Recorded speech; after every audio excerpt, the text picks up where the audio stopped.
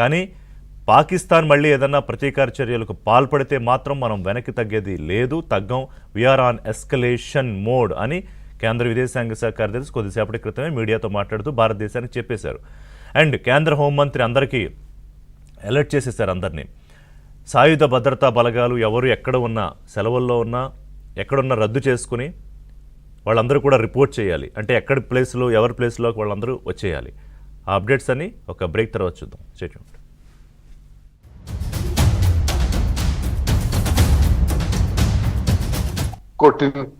ఉండేది లేదు. అసలు ఏ మాత్రం కూడా పాకిస్తాన్ ని జాలి దలసాల్సిన అవసరం లేదు.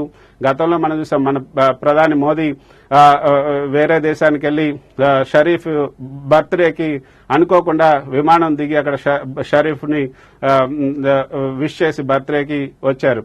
సో ఇక అటువంటి డిప్లొమసీ ఇంకేం ఉండదన్నమాట. ఇంకా భారత్ పాకిస్తాన్తో పూర్తిగా తెగదెంపులు చేసుకుంది, అన్ని సంబంధాలను తెంచుకుంది. వాణిజ్యం, వ్యాపారం, అదేవిధంగా జల సంబంధాలు, ఇంకా అన్ని సంబంధాలు తెంచేసుకుంది. ఇక పాకిస్తాన్తో మనకి ఏ మాత్రం కూడా పేచీ లేదు. పాకిస్తాన్ని ఏకాకం చేయాలి. ఇక అంతర్జాతీయ సమాజం కూడా, ఇతర దేశాలు కూడా పాకిస్తాన్కి ఎవరు మద్దతు ఇస్తున్నారు, లేకపోతే భారత్కి ఎవరు మద్దతు ఇస్తున్నారు, వీటన్నిటి పట్ల కూడా భారత్కి అసలు ఏ మాత్రం కూడా భయం లేదు. మా యొక్క భారత్ యొక్క ఎయిమ్ ఒకటే, పాకిస్తాన్ లో ఉన్నటువంటి ఆ యొక్క ఉగ్రవాద శిబిరాలు ఏవైతున్నాయో వాటన్నిటిని తుడిచిపెట్టాల్సిందే. పాకిస్తాన్ కూడా ఒక విధంగా చెప్తుంది, మేము కూడా ఉగ్రవాదానికి బలైపోయాం, మేము కూడా ఉగ్రవాదం బాధితులు అని చెప్తుంది. కానీ అది పైకి మాత్రమే చెప్తుంది. కానీ ఆ ఉగ్రవాద శిబిరాలను ఐఎస్ఐ, అదేవిధంగా మిలిటరీనే ఫ్రెంచ్ పోషిస్తున్నటువంటి ఆ యొక్క ఆధారాలన్నింటినీ కూడా ప్రపంచం ముందు ఉంచిన తర్వాత కూడా పాకిస్తాన్కి సంబంధించినటువంటి నేతలు ఈ విధంగా ముసలి కన్నీరు గాల్చడం అన్నది ఇది ఖచ్చితంగా ఉగ్రవాదం పేరుతో భారత్ పై జరుపుతున్నటువంటి పరోక్ష యుద్ధంగానే భారత్ చూస్తోంది.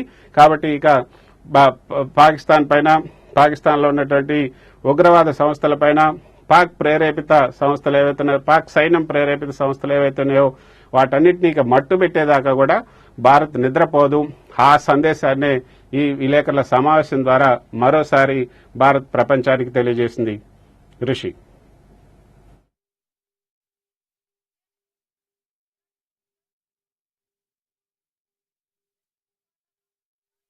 As you are all aware, on April 22, 2025, Pakistani and Pakistan-trained terrorists belonging to the Lashkar-e-Taiba carried out a savage attack on Indian tourists at Pahalgam in Jammu and Kashmir in India. They murdered 26 people, including one national of Nepal, causing the largest number of civilian casualties in a terrorist attack in India since the 26 November 2008 attacks in Mumbai. The attack in Pahalgam was marked by extreme barbarity